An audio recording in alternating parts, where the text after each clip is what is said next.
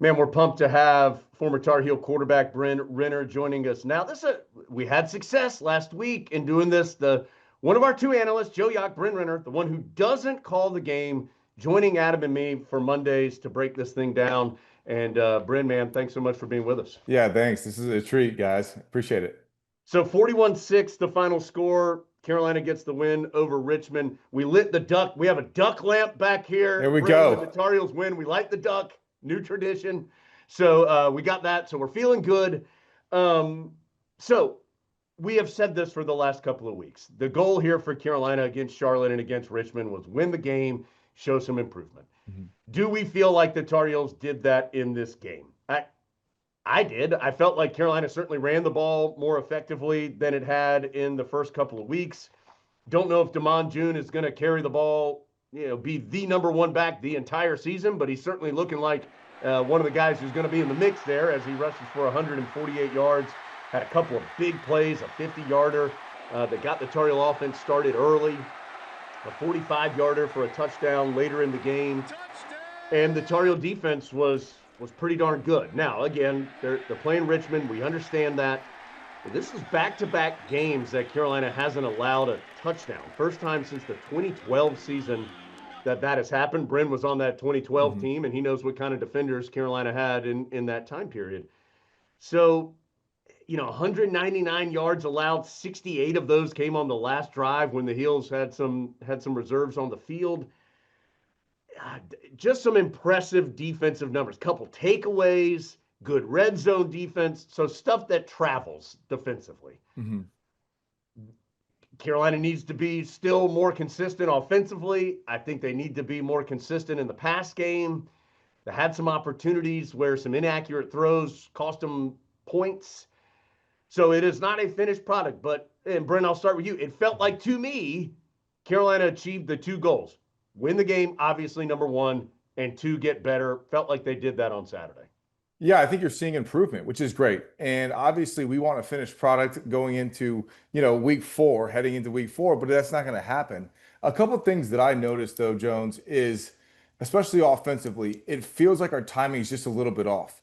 And I know Coach Belichick mentioned that in the post game, and I would agree with him. It feels like Gio's playing a little bit tentative. He's waiting for guys to get open. And I mentioned that when we were watching the Charlotte game. He's waiting a half a second late, and that also comes with timing with the receivers. I think it's getting better, but offensively, I think that can improve. I think you look at Damon June. I mean, rushing for 148 is impressive, and he's that one cut and go type of guy that hits the crease, which Yep. is really great to see because I think our offense needs it. And then you look at the big picture defensively, man, like they're doing exactly the Belichick style of type of team that wins a game, right? Special teams plays well. They stop the, fourth down fake punt. They stop them on there. It's a short field, go in and score. You're reacting to the game in certain situations and you're winning the game. Now, I think the landscape of college football is if you watch Texas A&M and Notre Dame, it's 41-40. We want to see points. We want to see, that type of offense. But if you look at the big picture of what Coach Belichick, I believe, is trying to instill is, hey, look, we held the ball for 22 minutes and we won the game. And I think that is kind of a different style that we haven't been accustomed to, honestly, since Butch was here and wanted the defensive personality. So we might just have that type of team. But I really think you break down the college football season into four quarters: the first three games, the second three games, the third three games, and then how you're going to be at the end. And I think you want to progressively get better. And in the first three games, we can say that we're doing that.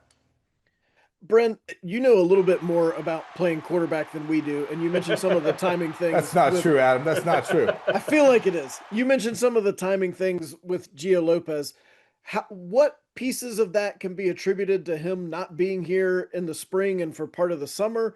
What pieces of those things can be corrected on the fly during the season? Is that reasonable to expect? And what kind of improvement might we see during the year? Well, I think you're exactly right. So don't ever say you didn't play quarterback because those are exact answers that I would say. So I think it's a little bit of everything, right? I think it's more of, look, he got here and was only had the summer. Freddie Kitchens can't work with him in the summer. Yes, does he have the playbook and can watch film? But getting those reps and actually getting game live reps is really, really hard. And also, he's kind of he's embracing himself in a new offense. We are definitely after 3 weeks trying to establish the running game.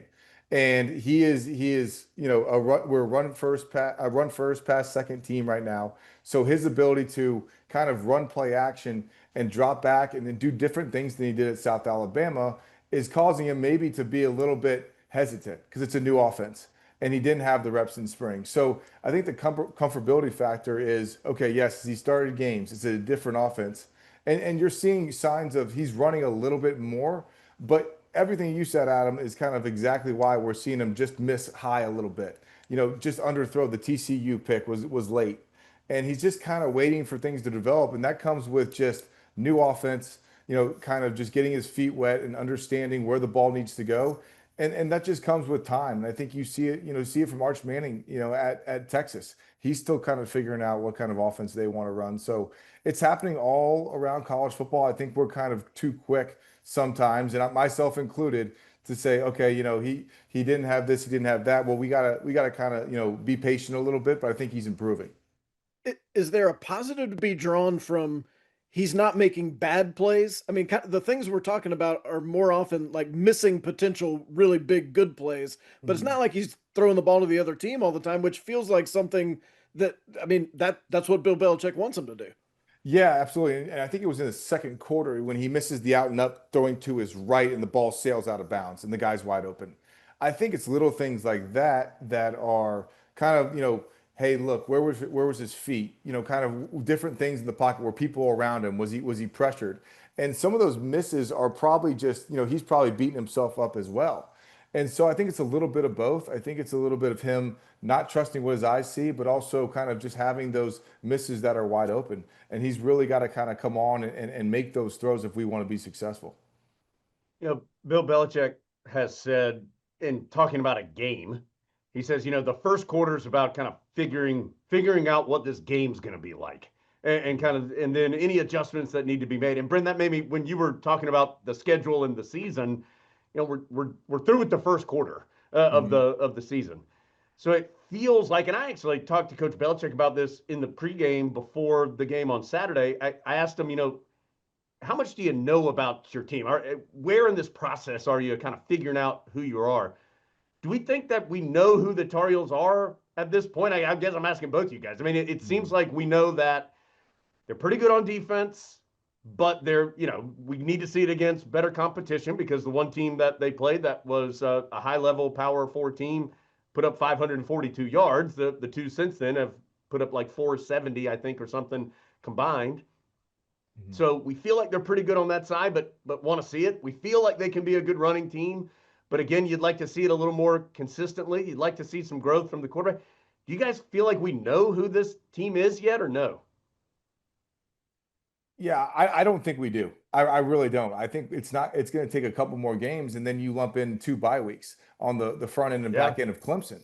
So really, you can kind of hit stride and get into ACC play with kind of, you can get your team healthy, you can get some guys back, and I think he's trying to play the long game and seeing, okay, what do I have? Who's going to make plays? Because Jones, we were talking about it at Charlotte. We had no idea Damon June was going to play, and now he right. rushes for 148 yards and he's getting more carries than Caleb Hood's getting and all these guys, and you're kind of seeing the product of, okay, who are we, who can we rely on to make plays. And I think that just takes time. It really does. I know for me, from a player's perspective, I thought, everybody probably thought I was going to stink because I play against JMU and I throw 23 or 24, and then I throw 4 picks against Rutgers.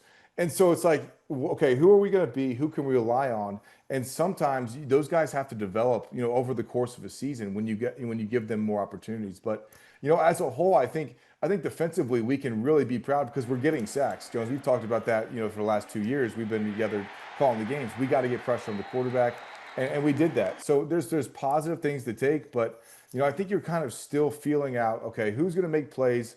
Jordan Shipp has a good game. Devon, June has a good game. Gio's still feeling his way. But there's just different guys that are going to have to step up through the course of the season for sure.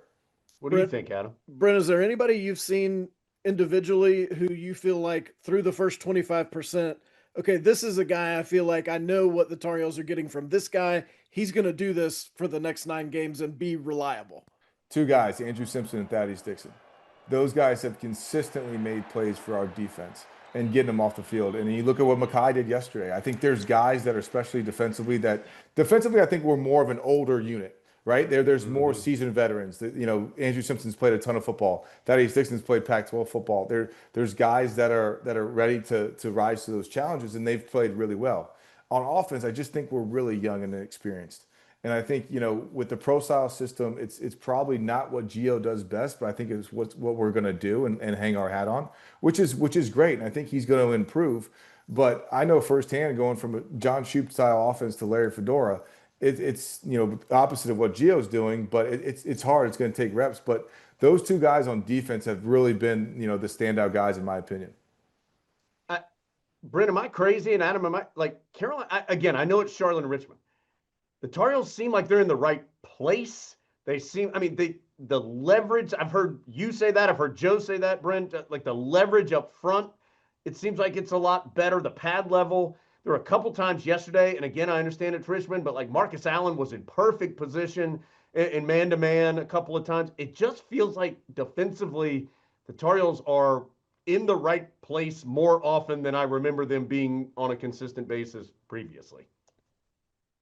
Yeah, and for me, it looks like we're playing really good, sound fundamental defense. Like I think we've only rushed, we brought some more pressures yesterday with five guys, but we really haven't, shown a blitz package, right? There hasn't been third down. We've done some radar stuff with everyone standing up at the line, but we might be holding things back and playing good, sound fundamental defense. And we're tackling a lot better than we did in, TCU game. So Jones, I agree with you. I think, defensively, we look like we're in the right place. We're making the right decisions and we're playing fundamentally sound football, and we're bringing stunts up front. I thought it was a great twist stunt that we've had a couple sacks on.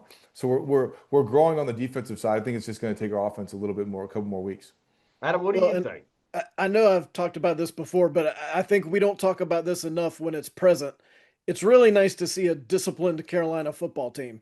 There's not a bunch of silly penalties. There's not a bunch of pre-snap stuff. On defense, you don't have guys pointing three different ways right That's before a the good ball is point. snapped. Guys are going, they seem like they know where they're supposed to go, then they go there. Do they make the play every time? No. But that's a big improvement over years past.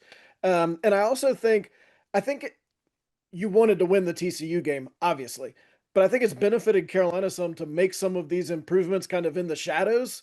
And I think Bill Belichick probably likes that better because if the Tar Heels do go to Central Florida and win, well, then all of a sudden you're 3-1 and people are going to start talking about you again, especially considering who you would play next, which would be Clemson after the bye week.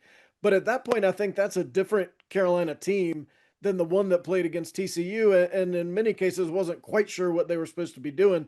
So I think it's been beneficial to be able to do this without an entire country watching curiously, wondering what's going on. You can just debut a better product the next time they're paying attention. Tar Heels had just 4 penalties also in the game, and in fact, I think it's 12 total accepted penalties against Carolina through 3 weeks. They had one false start. There was a pass interference, which was a pass interference, but that's going to happen. There was a roughing the quarterback, which was a questionable call. Those guys aren't tough like when Bryn was playing quarterback. You can barely touch That's them right. now. And then there was one other one that I don't remember, but it cleaner performance for sure. Yes. And Adam, I hadn't even thought about, but I mean, last couple of years, and I'm not trying to bag on anybody, but there was a lot of discussion about late movement, guys pointing, trying to figure out where to be defensively. And you got this, what was I'm doing? And it just that you don't see that right now. And so it feels like Carolina, yes, is in a little more settled in that regard to this point for sure. So Tar Heels now 2-1 after the victory over Richmond, and heading down to Central Florida to take on the Knights coming up at 3:30 on Saturday. Bryn, before we let you go, anything else that stood out to you on Saturday? Anything else that you thought was particularly noteworthy coming out of that game against the Spiders? Yeah, I think the progress. And Adam, you made a great point about the penalties. I remember Jones. We were at the North Carolina Central game. We had 14-1 game with that game was the longest game with the penalties. And so you're seeing strides. So I think if we can, as a fan base and everybody, just be patient and say, look, what is it going to take to win this game, and then kind of go from there because I think there is progress, especially on the defensive side. And you look at the offensive side, I think we're going to find we're going to find kind of, Damon June. He's going to have some more progress on the ground game, but, Gio's got to come along, and I think it's going to happen. So I think the progress, we need to go on the road and get a big win this week. Bryn, I did want to ask you one more question. I Mhm. forgot. It was about red zone. Red zone defense. Carolina's had the opposition's been in the red zone 11 times so far. They've only scored 5 times, and 4 of those have been field goals. Mhm. Now, some of that, TCU took a knee at the end of the game, but that counted. Mhm. Charlotte had a good opportunity for a touchdown that they wasn't a slam dunk catch, but a catch that receiver probably makes more times than not that he didn't catch in that particular instance. But the numbers are the numbers. I mean, that's pretty good. Five. Mhm. That's another area where Carolina had some trouble in recent years. That seems like they're taking some really nice steps forward here right now. Yeah, I think anytime your back's against the wall and you can get stops defensively, especially that goal line one, it gives you momentum. Yeah, and Yeah, that game wasn't close against Richmond, but that goal line stop just kind of solidified where that game was going. yeah, and everyone's in the right place. And the red zone is extremely critical, as obviously you guys know the field gets smaller, right? So you have to play man to man. You have to win your one-on-one matchups, and those guys do a really good job of staying in their gaps and staying fundamentally sound and tackling the football. And it's really hard to get a goal line stand and to have that production and and doing it in a variety of different ways. I mean, Charlotte had to kick field goals, miss field goals, and you're limiting. That is a really sign of a really good disciplined football team when you can get off the field in the red zone. And the Tar Heels have scored every trip they have been to the red zone -1, and that was the final time against Richmond where they had brought in the young quarterback Torrey Newkirk, who threw an interception. So for the most part, through 3 games, Carolina has really done a nice job in that portion of the game, winning when it is in the red zone and keeping the opposition from winning when it is in the red zone. So good start in that area for the Heels. All right, Bryn, you're going to be back with us next week here on the podcast, and then we'll see Bryn on the radio for Clemson, right, Bryn? You're there Yes, for sir. Clemson? I'll be back Okay. for Clemson. All right, Adam, you got anything else before we get out of here?